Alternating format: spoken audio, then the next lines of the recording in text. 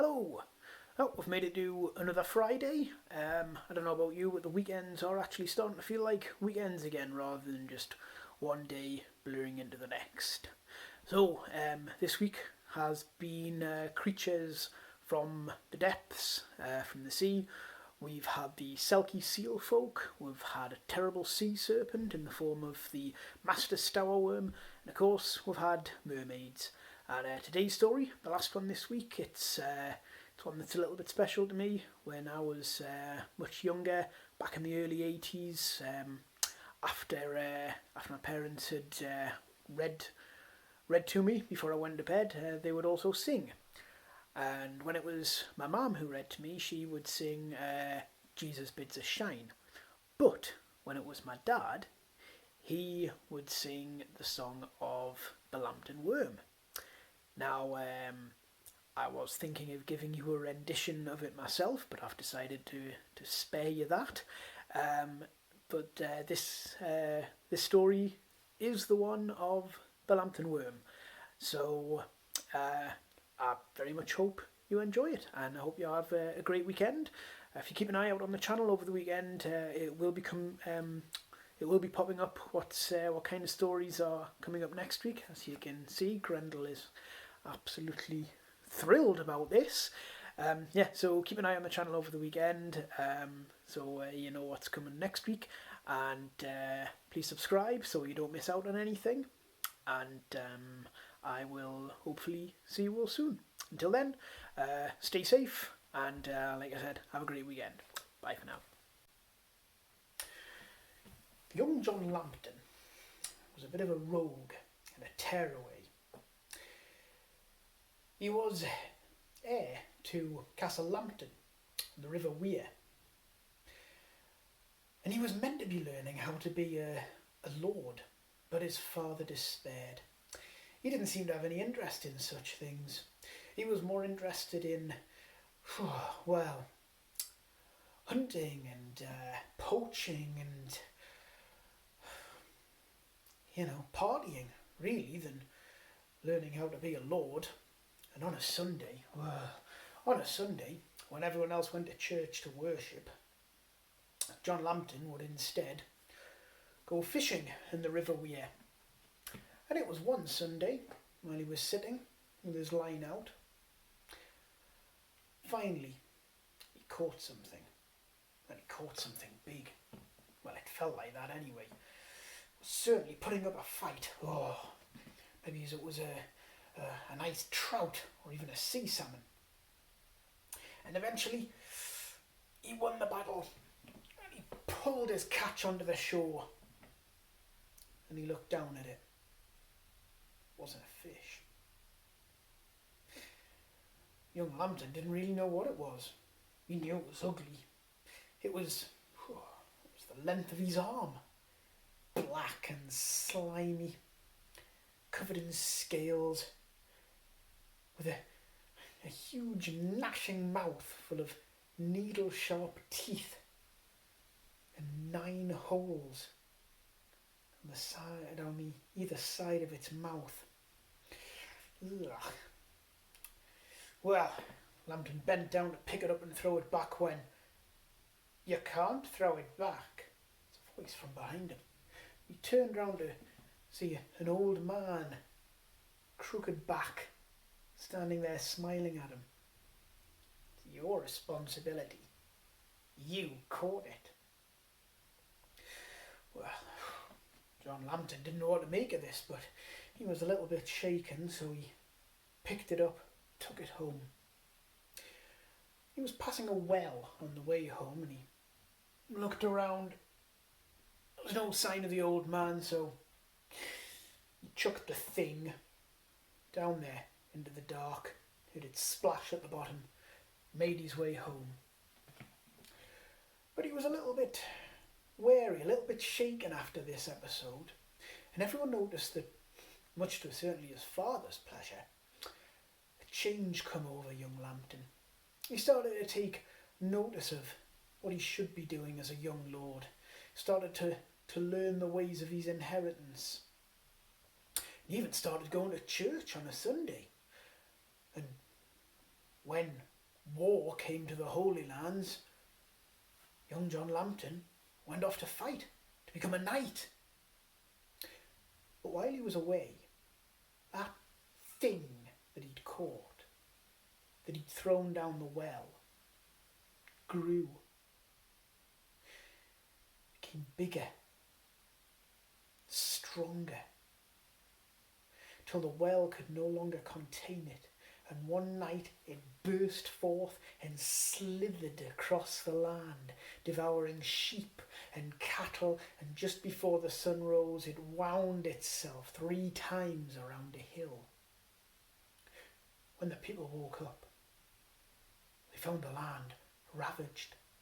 Their livestock were gone, and the land was covered in a black, filthy slime, and around the hill was curled a horrible monster. Well, the people went to Lord Lambton. He was going to have to do something. They were losing their livelihood. And as they argued, as they debated about what should be done, the great horrible worm unwound itself from the hill and slithered towards Castle Lambton. Bring milk and fill a trough, more than one trough. Lord Lambton had heard the worms like milk. So quickly they went to the dairy, they milked the cows, they filled troughs with milk, and as the worm approached it sniffed the air, its tongue lapped at the milk. And so it was. Every day from then on, the worm would uncoil itself from the hill and come and drink the milk, and only 1 or 2 sheep and cattle would go missing. Well, word got out about this terrible creature, and knights from all across the land would come and test their mettle against it. But as much as they chopped and hacked at the worm, it just healed, grew back, or bits would reattach. The knights did not have such an advantage. Limbs didn't really grow back. So great sadness settled over the land of Lambton. Till one morning, Lord Lambton and his servants heard hoofs clattering over the castle drawbridge. They looked out. John Lambton had returned from battle, now a great and strong knight.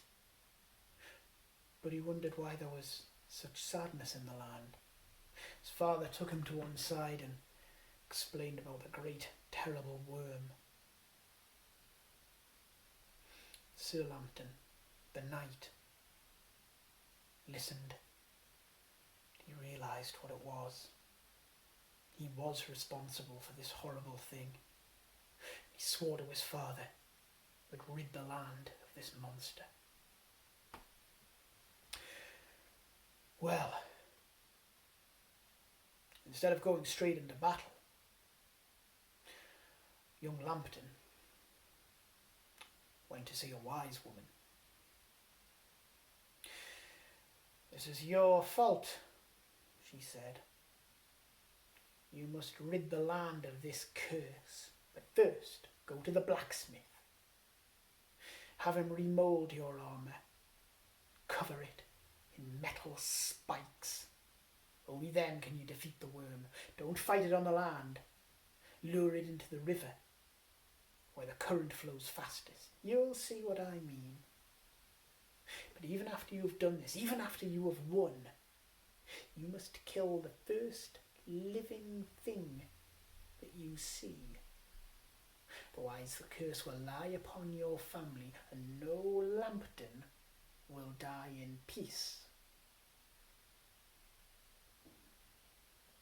Well, he wasn't sure what quite to make of this, but he went to the blacksmith.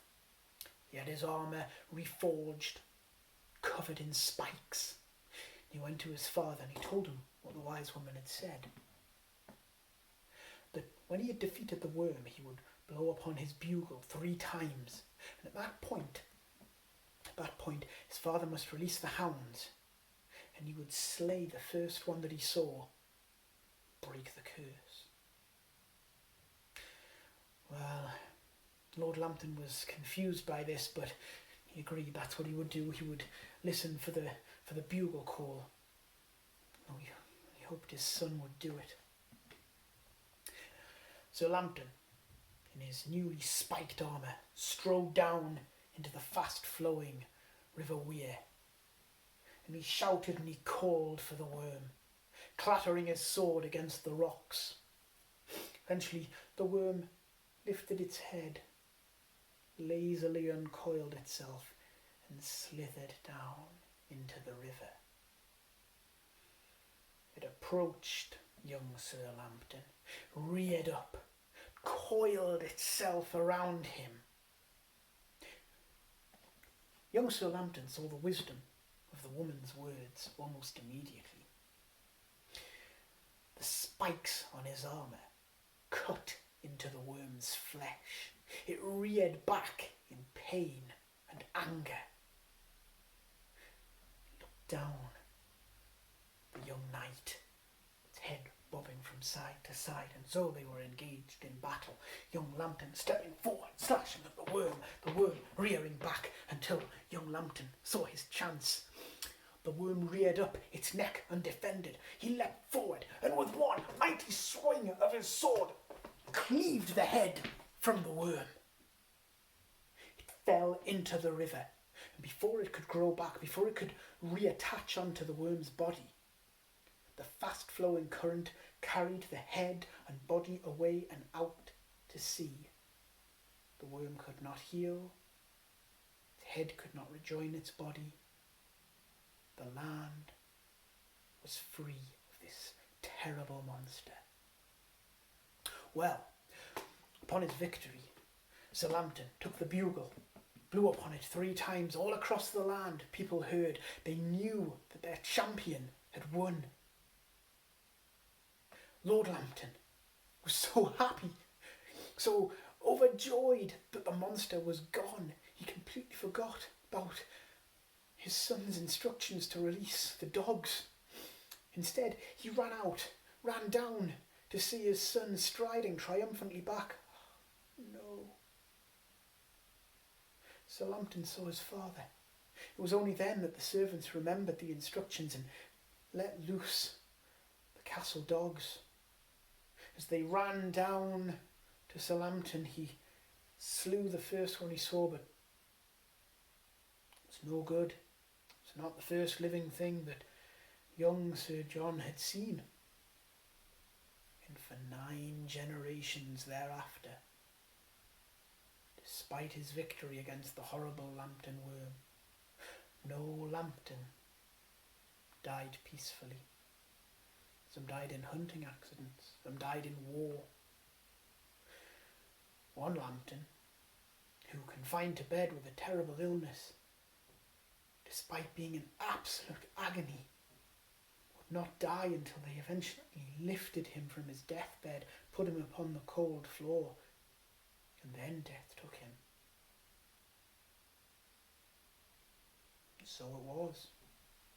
The curse lingered on, for as I said, 9 generations thereafter. Therein ends the story of the terrible Lambton worm.